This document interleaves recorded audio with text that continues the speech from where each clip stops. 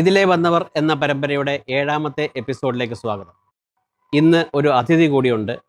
അതിഥി എന്ന് പറഞ്ഞുകൂടാ, കാരണം 40ലേറെ വർഷത്തെ സൗഹൃദം, മലയാള സിനിമയ്ക്ക് ഒരിക്കലും മറക്കാനാവാത്ത വ്യക്തിത്വം, സംവിധായകനും നിർമ്മാതാവുമാണ്.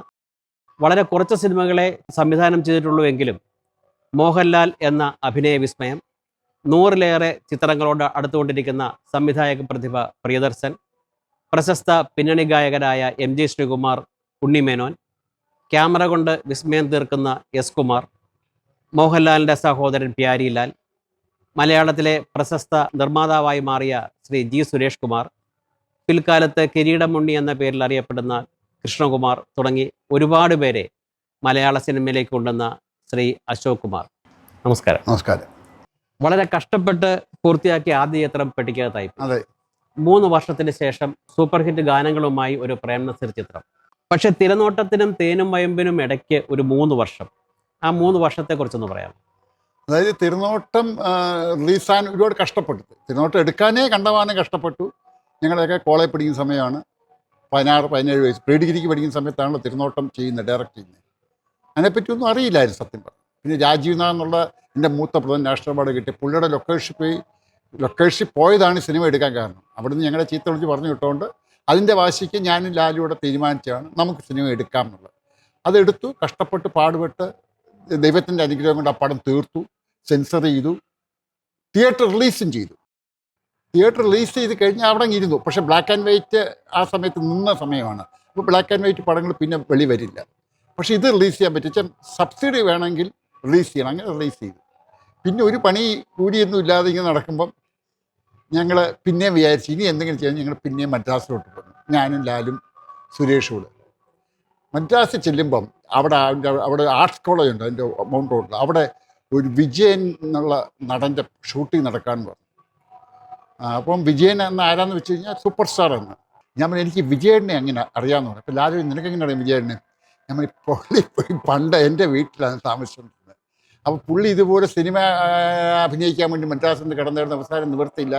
തിരിച്ച് പുള്ളി പാലക്കാട്ടുകാരനെ നേരെ തൈക്കാട്ട് എൻ്റെ വീട്ടിൽ വന്നു. അപ്പോൾ വന്ന് കുറേ ദിവസം അവിടെ നിന്നപ്പം എൻ്റെ അടുത്ത് അമ്മയോട് പറഞ്ഞു, അമ്മ ഞാനിനി സിനിമയൊന്നും നിർത്തി, എനിക്ക് അഭിനയിക്കാൻ വയ്യ, പൈസ ഇല്ല. അപ്പോൾ എൻ്റെ അമ്മ പറഞ്ഞു, വിജയ് ഒരു കാര്യം ചെയ്യുക, എൻ്റെ അനിയനെ മദ്രാസിൽ പോകേണ്ട ടിക്കറ്റ് എടുത്ത് വെച്ചിട്ടുണ്ട്, അവൻ പോകണ്ട, വിജയൻ ഒന്നുകൂടെ ഒന്ന് മദ്രാസിൽ പോയി നോക്കാം, ട്രൈ ചെയ്യാൻ പറഞ്ഞു. അങ്ങനെ വിജയൻ മദ്രാസിൽ വരുന്നു, ട്രൈ ചെയ്യുന്നു, വിജയേട്ടൻ കയറി സൂപ്പർ ആർട്ടിസ്റ്റ്. അപ്പോൾ ഞാൻ ഇങ്ങനൊരു പരിചയമുണ്ട്. പക്ഷെ ഇപ്പോൾ എന്നെ കണ്ടാൽ പുള്ളിക്ക് മനസ്സിലാവുമെന്ന് എനിക്ക് തോന്നുന്നില്ല. നമ്മൾ പുള്ളിയുടെ ഡേറ്റ് കിട്ടുകയാണെങ്കിൽ സുരേഷെ നമുക്കൊരു പടം ചെയ്യാൻ പറ്റുമെന്ന് പറയും. അപ്പോൾ പറഞ്ഞു ആർട്സ് കോളേജിൽ അവിടെ ഷൂട്ടിങ്ങും ഉണ്ട്, നമുക്കൊന്ന് പോകുന്നു. അങ്ങനെ ഞാനും ലാലും സുരേഷോട് ആർട്സ് കോളേജിൽ ചെല്ലുന്നു. ഭയങ്കര ജനം. ഈ അന്ന് കമലഹാസൻ, വിജയൻ, രജനീകാന്ത് അത്രയും ടോപ്പിലിരിക്കുക വിജയേട്ടൻ. അപ്പം ഞങ്ങളിങ്ങനെ മാറി നിൽക്കുക. വെച്ചാൽ എനിക്കൊരു ചമ്മലാച്ചാൽ എന്നെ കണ്ടാൽ അയാൾക്ക് മനസ്സിലായില്ലെങ്കിൽ ഈ കൂടെ വന്നവർ ഇവിടെ കളിയാക്കി, ലാലു നിൻ്റെ കൂടെ വന്നു നിനക്കറിയാമെന്നൊക്കെ പറഞ്ഞു. ഞങ്ങനെ മാറി നിന്നു. കുറേ വിജയേട്ടൻ ഇങ്ങനെ ഇരിക്കുക, കുറേ പേര് ചുറ്റിനുണ്ട്. അപ്പം ഞാനിങ്ങനെ ഒളിഞ്ഞു നോക്കി എന്നെ മനസ്സിലാക്കാൻ. ഇങ്ങനെ നോക്കിയപ്പോൾ കൈ കാണിച്ചു. ഞാൻ വിചാരിച്ചു എന്നെ കൈ കാണിച്ച് മനസ്സിലായല്ലോ, ഓടിച്ചു. ഞാൻ എന്നെ മോനെ നീ എന്തിനാ വന്ന്? ഞാൻ പറഞ്ഞു വിജയേട്ടാ ഒരു ഡേറ്റ് വേണം. നസീർ സാറിനോട് ഇതേ ചോദിച്ചു, എല്ലാവരും ഇപ്പോൾ ഒരു ഡേറ്റ് തരുമെന്ന് ചോദിക്കുന്നു. നീ എന്തിനാ ഡേറ്റ് എന്തിനാന്നൊക്കെ. ഞാൻ ഒരു പടം വിജയേട്ടനെ വെച്ച് ചെയ്യണം, വിജയേട്ടൻ്റെ ഡേറ്റ് ഉണ്ടെങ്കിൽ പൈസ വേണ്ട. വിജയേട്ടനുണ്ടെന്ന് പറഞ്ഞാൽ പിന്നെ പടം ഫിനാൻസ് ചെയ്യാൻ ആളുണ്ട്.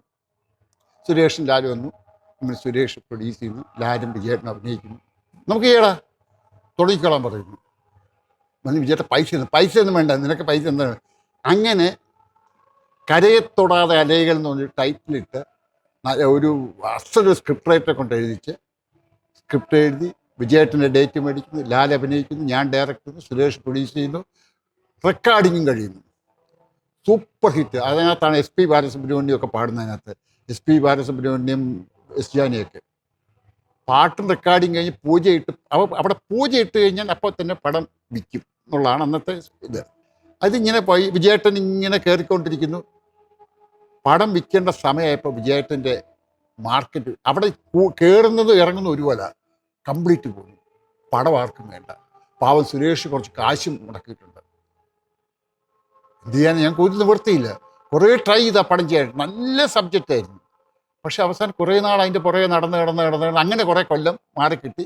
പടവും നടന്നില്ല, റെക്കോർഡിങ് വരെ നടന്ന് തിരിച്ചു വന്നു. ഇത് കുറേ കൊല്ലം അങ്ങനെ പിന്നെ സിനിമയുടെ കാര്യം അന്ന് എനിക്ക് ബിസിനസ്സൊക്കെ ഉള്ളതുകൊണ്ട് ഇങ്ങനെ എൻ്റെ പഴയ ഫ്രണ്ട്സുകാരൊക്കെ ചോദിക്കും എന്നെ കൊണ്ട് ചെയ്യിക്കാം, എന്നെ കൊണ്ട് ചെയ്യിക്കാൻ ഞാനൊരു പടം സക്സസ് ആയ ഒരു ഡയറക്ടറല്ലോ. അങ്ങനെ നടക്കുമ്പോഴാണ് എൻ്റെ ഫ്രണ്ട് കുരുവിള തേനിമയമ്പു എന്നൊരു പടം ചെയ്യാമെന്ന് പറഞ്ഞ് എൻ്റെ അടുത്ത് വരുന്നത്. അതെനിക്ക് മറക്കാൻ പറ്റാത്ത കാര്യം. കുരുവിള എന്ന് പറഞ്ഞാൽ എൻ്റെ ഇതേപോലെ എൻ്റെ ക്ലോസ് ഫ്രണ്ടാണ്, ട്രിവാൻഡ്രത്തുള്ളതാണ്. കുരുവിളയുടെ കണ്ടീഷൻ ഇതേ ഉള്ളൂ, നസീർ സാറിൻ്റെ ഡേറ്റ് മേടിച്ച് തരികയാണെങ്കിൽ അശോക് കുമാറിനെ കൊണ്ട് പടം ചെയ്യിക്കാം. അപ്പം ഞാൻ നോക്കിയപ്പോൾ ഒരിക്കലും നസീർ സാറിൻ്റെ ഡേറ്റൊക്കെ എങ്ങനെയായിരുന്നു. അന്ന് ഒറ്റ സൂപ്പർ സ്റ്റാറേ ഉള്ളൂ. ഇന്ന് ഇഷ്ടം പോലെ മോഹൻലാലിൻ്റെ അല്ലെ മമ്മൂട്ടിയുടെ ദിലീപ് ആരെങ്കിലും ഉണ്ട്. അന്ന് നസീർ സാർ കഴിഞ്ഞ് വേറെ നടന്നില്ലല്ലോ. അപ്പം നസീർ സാറിൻ്റെ ഡേറ്റ് മേടിക്കണമെന്ന് പറയുന്നത് തന്നെ ഒരു ചലഞ്ച്. അത് നടക്കാത്ത കാര്യം. അപ്പം എനിക്കറിയാം നടക്കാത്ത കാര്യം ചോദിക്കും. അപ്പോൾ ഇങ്ങനെ ചെയ്തപ്പം അല്ലാണ്ട് പറഞ്ഞു നസീർ സാർ പാലക്കാട്ട് ഷൂട്ടിങ്ങിനുണ്ട് മലമ്പുഴ, ചുമ്മാ പോയി കാണാൻ പറഞ്ഞു. അപ്പം ഞാൻ പറഞ്ഞു ഒരുപാട് നമുക്കൊന്ന് പോയി കാണാം നസീർ സാറിനെ പോയി. അത് അപ്പം നസീർ സാറിനെ കാണാൻ പോകുന്നതിൻ്റെയും പുറകിലൊരു കഥ. നസീർ സാർ എൻ്റെ അച്ഛനും ക്ലാസ്മേറ്റ് എസ് പി കോളേജിൽ. അത് സാറിന് ഓർമ്മയുണ്ടാവൂ. അത് പറഞ്ഞിട്ട് കാര്യമൊന്നുമില്ല, എന്നാലും ചുമ്മാ അവിടെ ചെന്നു. ഇങ്ങനെ ഞങ്ങൾ നടന്ന് ലൊക്കേഷനോട്ട് പോയപ്പം അപ്പോൾ നസീർ സാറ് അവിടെ റൂമിലുണ്ട്. അപ്പം നമുക്ക് മമ്മൂക്ക ഇങ്ങനെ പല്ലൊക്കെ തേച്ചിരിക്കുന്നു, മോഹൻലാൽ അവിടെയൊക്കെ തലവത്തിന് മറിയുന്നു, പ്രിയനപ്പം അവിടെ തന്നെ ഉണ്ട്. അപ്പം എന്തിനാടാ വന്നതെന്ന് ചോദിച്ചു. സാറിനെ ഇന്ന് കാണാൻ വന്ന. എന്തിനാ സാറിൻ്റെ ഡേറ്റ് കിട്ടുമെന്നറിയാം. ഈ സാറിൻ്റെ ഡേറ്റ് കിട്ടുമെന്നൊക്കെ ചോദിക്കാൻ പറ്റും, നമുക്ക് മുമ്പിൽ നിൽക്കാൻ പറ്റും. ഇന്നത്തെ ഇപ്പം നസീർ സാറിൻ്റെ മുമ്പിൽ പോയി നിൽക്കുക എന്ന് പറയുന്നത് തന്നെ അതായിട്ട് 19-20 വയസ്സല്ലേ ഉള്ളൂ, ഡിഗ്രിക്കാ. നേരെ അവിടെ ചെല്ലുന്നു. അപ്പം നസീർ സാർ ഇങ്ങനെ ഇരിക്കുന്നു, ചെല്ലുന്നു. ഞാൻ പറഞ്ഞു എൻ്റെ ഒരു അശോക് കുമാർ എന്നാണ്, ഇതിൻ്റെ പ്രൊഡ്യൂസർ കുരുവിളയാണ്, ഇത് ലാൽ പടത്തെ അഭിനയിക്കല്ലേ, എന്തിനാ വന്നതെന്ന് ചോദിച്ചു. സാർ ഒരു ഡേറ്റ് തരുമെന്ന് ചോദിക്കുന്നു. ഈ ഒരു ഡേറ്റ് തരുമെന്നൊക്കെ നസീർ സാറിനോട് ചോദിക്കുക എന്ന് പറഞ്ഞാൽ വിവരമില്ലായ്മയുടെ ഹൈറ്റാന്ന്. സാറ് ചിരിച്ച് എന്തോ ഡേറ്റാണ് വേണ്ടത് എന്ന്. സാർ ഒരു പടം ചെയ്തോളാം. അപ്പം ഞങ്ങൾക്ക് എന്നൊരു ഗുണം പറ്റിയത് അന്ന് ഒരു സ്ക്രിപ്റ്റ് എഴുതാൻ ഒരാളെ കെട്ടിയിട്ടുണ്ട്, ജോൺ പോൾ. അപ്പോൾ ജോൺ പോൾ സ്ക്രിപ്റ്റ് എഴുതാമെന്ന് എഗ്രി ചെയ്തിട്ടുണ്ട്. ജോൺ പോളാണത്തെ സൂപ്പർ സ്ക്രിപ്റ്റ് റൈറ്റർ. വേണിച്ചേട്ടൻ വഴിയാണ് ജോൺ പോളിനെ പരിചയപ്പെടുന്നത്. എറണാകുളത്ത് വെച്ച് ജോൺ പോൾ. അപ്പോൾ ജോൺ പോൾ എഴുതാമെന്ന് പറഞ്ഞു. അപ്പോൾ ഞാൻ പറഞ്ഞു സാർ ജോൺ പോൾ ആ സ്ക്രിപ്റ്റ് എഴുതുന്നത്. അപ്പോൾ പുള്ളി അങ്ങ് മാറി. ജോൺ പോൾ അശോക് കുമാറിന് വേണ്ടി സ്ക്രിപ്റ്റ് എഴുതും. ഞാൻ എഴുതാമെന്ന് സാർ. നടക്കുന്ന കാര്യമില്ല അശോക് കുമാർ. എനിക്ക് ഒന്നാമത്തെ കാര്യം, അശോക് കുമാർ ഷാനുവിൻ്റെ പ്രായമല്ലേ ഉള്ളൂ, വിശ്വനാഥൻ്റെ മോനല്ലേ, ഇപ്പം പഠിക്കുകയല്ലേ ചെയ്യേണ്ടത്. ഞങ്ങൾ ഇറങ്ങി പോകുന്നു. ചുമ്മാ ഞാൻ പറയും കുരുവിടെ വെച്ച് പിന്നെ ഡേറ്റ് കിട്ടും. ഞാൻ പറഞ്ഞു സാർ തരുമെന്ന് വിചാരിച്ചു. കുറേ ദൂരം പോയപ്പോൾ ഒരാളിങ്ങനെ കൈ അടിച്ച് പിടിച്ചു. ആ സാറിൻ്റെ ക്യാമറ അന്നത്തെ മേക്കപ്പ് പേര് ഞാൻ പറഞ്ഞു, സോമൻ വിളിച്ചിട്ട് ഒരു അശോക് കുമാറിനെ സാറ് അന്വേഷിക്കുന്നു പറഞ്ഞു. ഞാൻ തിരിച്ച് റൂമിൽ ചെയ്തപ്പോൾ ചോദിച്ചു സീരിയസ് ആയിട്ടാണോ അത്? അതെ ഞാൻ ചെയ്യാം, സ്ക്രിപ്റ്റ് റെഡിയാക്കാൻ പറയും. ജോൺ പോളിൻ്റെ സ്ക്രിപ്റ്റ് അല്ലേ, നമുക്ക് നോക്കാം എന്ന് പറഞ്ഞു. അപ്പോൾ ഒരാൾ പറഞ്ഞു സാറ് ചെയ്യും, പക്ഷേ സാറിൻ്റെ ഫുൾ റെമ്യൂണറേഷൻ ഒറ്റ ഇതായിട്ട് കൊടുക്കണം. അപ്പം ഞാൻ പ്രൊഡ്യൂസർ ചോദിച്ചു എങ്ങനെയാ ഒരുവിടെ ഇപ്പം കൊടുത്തേക്കാം, ഓൺ ദ സ്പോട്ടാണ് പറയുന്നത്. അപ്പം തന്നെ സാറിൻ്റെ അന്നത്തെ റെമ്യൂണറേഷൻ ഫുൾ റെമ്യൂണറേഷൻ കൊടുത്തു. സാർ ഇനിയിപ്പോൾ എന്നാ തുടങ്ങേണ്ടതെന്ന് പറഞ്ഞാൽ ഞാൻ വരാമെന്ന് പറഞ്ഞു. അങ്ങനെയാണ് തേനിമയം തുടങ്ങുന്നത്. അങ്ങനെ രവീന്ദ്രനെ പോയി കാണുന്നത്. രവി അപ്പോൾ പഴയ ഫ്രണ്ടാണ്. അപ്പോൾ രവി ചൂളാന്നൊരു പടത്തിൻ്റെ വർക്ക് നടക്കുക. അപ്പോൾ രവിയായിട്ട് രവി അതിന് മുമ്പ് പടം മ്യൂസിക് ചെയ്തിട്ടില്ല, ചൂള പോലും റിലീസ് ചെയ്തിട്ടില്ല. അപ്പോൾ ഞാൻ പോയി രവിയെ കണ്ടപ്പോൾ രവീന്ദ്രൻ ഞാൻ ചെയ്തു നസീർ സാറിൻ്റെ പടം ചെയ്യണമെന്ന് വെച്ചാൽ ഒന്നും വലിയ കാര്യമല്ലേ. അങ്ങനെ രവീന്ദ്രൻ മ്യൂസിക് ഡയറക്ടറാകുന്നു, തിരുവനന്തപുരത്ത് വരുന്നു, ബിച്ചു തിരുമലയെ പോയി കാണുന്നു, ബിച്ചു ലിറിക്സ് എഴുതുന്നു, വേളി പോയിരുന്നുകൊണ്ട് മ്യൂസിക് ചെയ്യുന്നു, അവിടെ വെച്ച് 4-5 പാട്ട് മ്യൂസിക് ചെയ്യുന്നു. ഇങ്ങനെയാണ് തേനിമയമിൻ്റെ തുടക്കം. നസീർ സാർ അഭിനയിക്കുന്നത്. അതിനകത്ത് നസീർ സാറ്, സുമലത, അന്നത്തെ സൂപ്പർ സ്റ്റാറാണ്. പ്രേം നസീർ, സുമലത, മോഹൻലാൽ, നെടുമുടി വേണു, ശങ്കരാടി, മറ്റേ സകല മലയാള സിനിമയിലെ സകല ആർട്ടിസ്റ്റ്, സുമാരി ചേച്ചി. അപ്പോൾ അന്നൊരു ഗുണമുണ്ട്. ഇപ്പോൾ തേനിമയം കുറച്ച് സീരിയസ് ആണ്. അപ്പോൾ കുറച്ച് ആരുണ്ട് അസിസ്റ്റന്റ് ഡയറക്ടർ, ഒരു ശശിയായിരുന്നു, കുറച്ച് പടമൊക്കെ ചെയ്താൽ. അപ്പോൾ ഞാൻ ശശിയെ എടുത്തു. ഞാൻ പറഞ്ഞു പ്രിയനെയും കൂടെ എടുക്കാം. പക്ഷെ പ്രിയനാണ് സത്യം പറഞ്ഞാൽ അന്നും ഇന്നും യഥാർത്ഥത്തിൽ കഴിവുള്ളവൻ അവൻ തന്നെയാണ്. അങ്ങനെ സുരേഷും ഞാനും പ്രിയനും എല്ലാം കൂടെ കുരുവളും എല്ലാം കൂടെ തേനിമയും പോയി. പ്രിയൻ എൻ്റെ കൂടെ ഉണ്ട്, സുരേഷ് അഭിനയം തുടങ്ങി. ആദ്യമായിട്ട് സുരേഷ് അഭിനയിക്കുന്ന തേനിമയമ്പിനകത്താണ്. അങ്ങനെ അന്ന് അതൊരു, പക്ഷെ അത് പിള്ളാരികളിയല്ല, അത് സീരിയസ് ആണ്. നെസസറായപ്പം സുമൃത എന്ന് ഭയങ്കര ഫേമസ് ആണ്. പടം ബ്യൂട്ടിഫുള്ളായിട്ട് ഷൂട്ട് ചെയ്ത് കുമാർ ക്യാമറമാനായി. ആ പടത്തിന് 4 അവാർഡ് കിട്ടിയത്. ദാസേട്ടന്, എസ് ജാനകിക്ക്, രവീന്ദ്രന്, ബിച്ചുത്തിനൊക്കെ ആദ്യമായിട്ട് സ്റ്റേറ്റ് അവാർഡ് കിട്ടുന്നത്. അങ്ങനെ കുറേ അവാർഡൊക്കെ കിട്ടി. എനിക്ക് തേനിമയമ്പിൽ ഒരിക്കൽ ദാസേട്ടൻ പറഞ്ഞ ഒറ്റക്കമ്പിനാഥൻ എന്നുള്ള പാട്ടാണ് ദാസേട്ടന് 100 പാട്ട് സെലക്ട് ചെയ്തതിനകത്ത് ഒരു ഏറ്റവും ഇഷ്ടമുള്ള പാട്ടാണ് ഒറ്റക്കമ്പിനാഥൻ. അതൊരു വലിയ പ്രിവിലേജാണ് അല്ല, അത് മാത്രമല്ല, ഇപ്പൊ അതുവരെയുള്ള പ്രേംനസീർ ചിത്രങ്ങളിലെ ഒരു പാട്ടിന്റെ പിക്ചറൈസേഷന്റെ ഒരു രീതിയുണ്ട്. അതല്ലായിരുന്നു പ്രേംനസീറിനെ ഷൂട്ട്. അതായത് രാവിലെ 5:30 മണിക്ക് ദോട്ടപ്പേട്ട എന്ന സ്ഥലമുണ്ട്. അതായത് ഊട്ടിയിലെ ഏറ്റവും ഹയസ്റ്റ് മിസ്റ്റാ ഫുള്ള്. അവിടെ ഈ 5:30 ഉച്ചയ്ക്ക് 12 മണിക്ക് പോലും നമുക്ക് അവിടെ പോയി നിൽക്കാനൊക്കെ തണുപ്പ് കാരണം. അപ്പോൾ ഞങ്ങൾ 4 കോട്ടൊക്കെ ഇട്ടുകൊണ്ടാണ് പോകുന്നത്. നസീർ സാർ അഭിനയിക്കുന്ന വേറൊരു ഒരു സിൽക്ക് ജുബ്ബ ഇട്ടുകൊണ്ട് അഭിനയിക്കുന്നത്. അപ്പം സാറ് വേറെ ഒന്നും ഇട്ടിട്ടില്ല, സിൽക്ക് ജുബ്ബയും സിൽക്ക് മുണ്ടും. അപ്പം അപ്പം എനിക്ക് പേടിച്ച്, സാറന്ന് ഇത്രയും സൂപ്പർ സ്റ്റാറല്ലേ. അപ്പം ഞങ്ങൾ അടുത്തിടയ്ക്ക് പോയി, സാറിന് തണുക്കുന്നു. എനിക്ക് കുഴപ്പമൊന്നുമില്ല, ഞാൻ ഇന്നലെയൊക്കെ അഭിനയിച്ചല്ലേ. ഞങ്ങളിങ്ങനെ വിറയ്ക്കുകയാണ്. അപ്പോൾ ആ മനുഷ്യൻ്റെ ആ കമ്മിറ്റ്മെൻറ്റാ. ആ സോങ് 2-3 ദിവസം അതേ സമയത്ത് പോയി അവിടെ ഷൂട്ട് ചെയ്താണ് ഒറ്റക്കമ്പിനാഥൻ എന്നുള്ള പാട്ട്.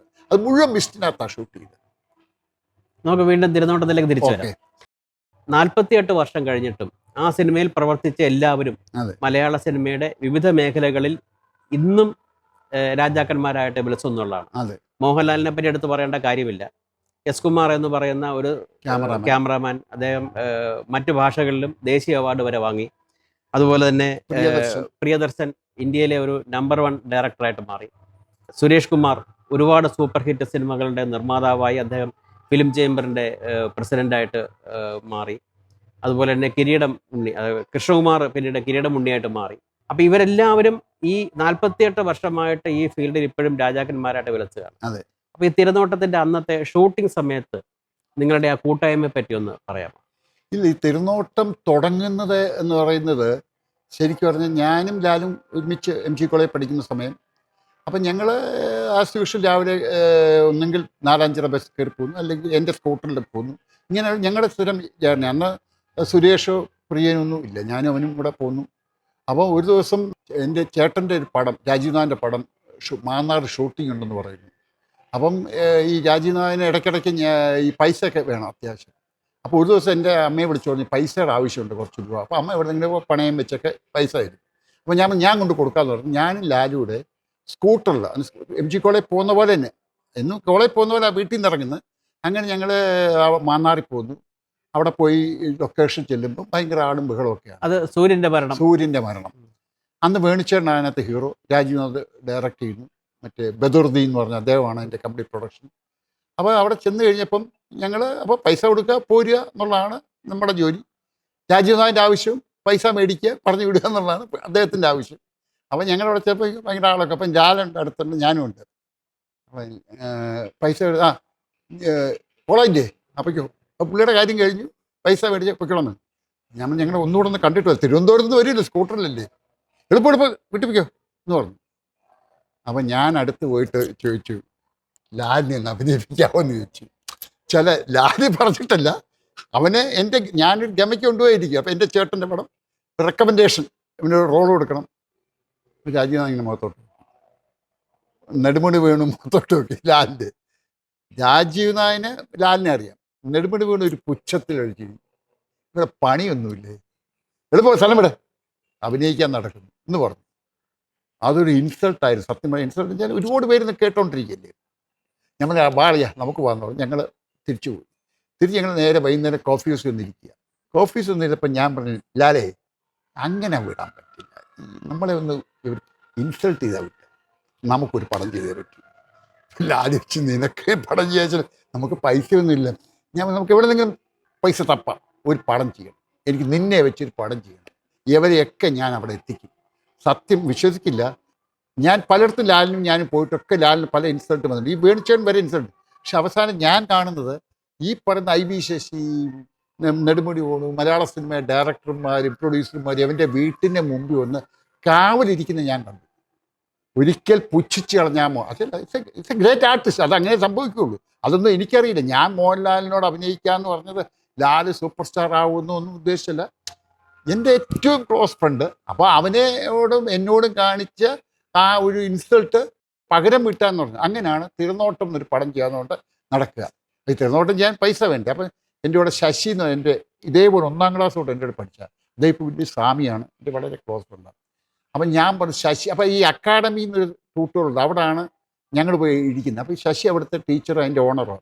അപ്പം ഞാൻ പറഞ്ഞു ശശി നമുക്കൊരു പടം ചെയ്യണമല്ലോ.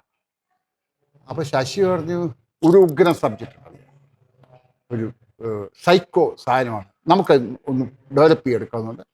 അങ്ങനെയാണ് തിരുനോട്ടം എന്നുള്ള ആ സബ്ജക്റ്റ് ഉണ്ട്. അത് ഒരു സൈക്കാട്രിസ്റ്റ് ഉണ്ടല്ലോ, അയ്യോ PM Mathew Vellore, PM Mathew Vellore, അദ്ദേഹമായിട്ട് ഡിസ്കസ് ചെയ്ത് അദ്ദേഹത്തിനോട് കിട്ടി. അങ്ങനെ ഉണ്ടാക്കിയ it's a very serious subject. Thirunottam തമാശ അത് ബ്ലാക്ക് ആൻഡ് വൈറ്റ് അല്ലായിരുന്നെങ്കിൽ, അത് കളറായിരുന്നെങ്കിൽ അതൊരു സൂപ്പർ ഹിറ്റ് പടം. പക്ഷേ ലാലിൻ്റെ അഭിനയം നിങ്ങൾ ഉദ്ദേശിക്കുന്ന പോലെ അതൊരു ഫീമെയിൽ സബ്ജക്റ്റാണ്. ഒരു ഫീമെയിൽ എന്ന് വെച്ചാൽ ഒരു പെൺകുട്ടി എടുത്ത് 3-4 ആണുങ്ങൾ വന്ന് ചേരുന്നതും അവൾക്കത് കിട്ടുന്ന അവരുടെ ഒരു ക്യാരക്ടർ, അതായത് ഒരു എക്സിബിഷൻസ് എന്നുള്ള ഒരു മെൻ്റൽ ഡിസോർഡർ ക്യാരക്ടർ.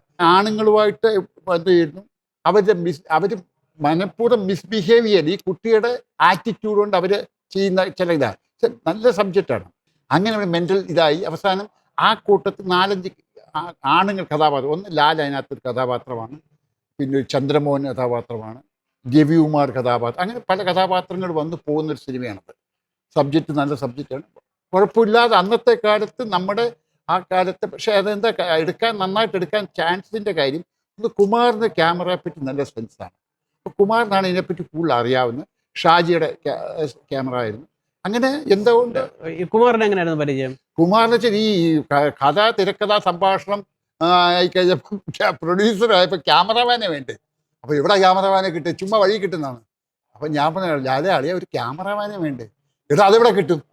അപ്പോൾ പറഞ്ഞു ഇങ്ങനെ ഷാജി സാറിനൊരു ക്യാമറമാനുണ്ട്.